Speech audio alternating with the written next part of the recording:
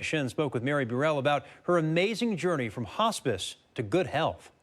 Mary, thank you for joining us here on ARC Seattle. I understand that you have a personal journey with heart disease that you're willing to share with us, and you have really been through quite a bit. What can you tell us about your health journey? Heart disease is deeply personal for me. I have lived all my adult life since I was 31 with heart and lung disease. And through those years, it was a struggle because it was not one thing, it was many things. Most recently, it was heart valve disease, which placed me into hospice for a couple years. There was no medicine or surgery that would benefit me. So that's why I was in hospice. You know, when people hear hospice, I think we often think that that means end of life. But obviously, you were sitting here at home talking to me. What did you do to make such an amazing change? I fought, and I was, through the grace of God, accepted into a clinical study that gave me a second chance. And I just was committed that at that point that I was going to push further and I was going to make that second chance at life purposeful. I know that fitness is important to you. Was that part of the clinical study, or is that something that you have done on your own? No, that's not part of the clinical study. I chose to start. And in the beginning, it was just chair exercising, like lifting an arm up or a leg up. I'm sitting there waiting for a doctor's visit, and I would sit in the waiting room marching in my chair.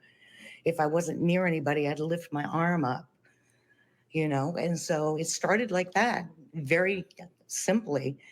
And then when I felt like I could do a little bit more, then I got on the floor and started doing yoga. I only got on the floor at the point when I knew my husband could physically get me up off the floor. Because, getting down is easy, getting up is an entirely different thing. Indeed. Yeah. And so I went from the yoga to the treadmill. And today I'm walking 3 miles and hills. Wow. Yeah. Congratulations. I mean, that's really amazing, and I'm so happy for you and your family that you've made such a change. You shared some photos with us, and one of them, I see your face on a computer screen, and there's a birthday cake with some candles in the front. Was that your time in hospice? Tell me the story behind that. That was leading up to hospice.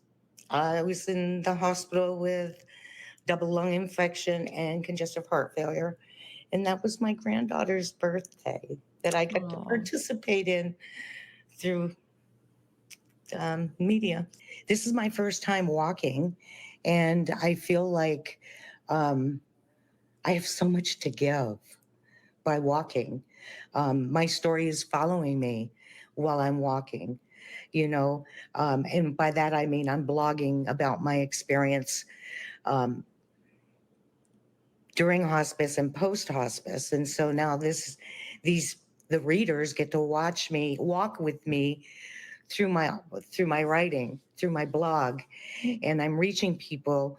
When I started the blog, I thought that if I could just reach one person and give them hope, that would be great. And it turns out that I'm doing just that. And why that's important to me, Molly, is because there's nobody for me to turn to support. I'm the first one that I know of, that many people I've been talking to know of, that are in the same position that I am. I'm post hospice, I'm thriving in life, and I want to share that with people and how I do that. Because people who are like me, they don't know. Where would somebody find your blog? I'm on LinkedIn, Instagram, and Facebook. And my blog name is special to me. It's called Second Chances as Mrs. Avocado. And why I chose that name is I had the pleasure of meeting the individuals who created the valve that keeps me alive. And they shared with me that They nickname, in clinical studies, they don't know anything about the patient other than their medical makeup. So for identifying my file from everybody else's, they nickname me Mrs. Avocado because my heart is shaped like an avocado. Thank you for sharing your story and being such an inspiration. We appreciate the chance to talk to you today. Thank you so much, Molly.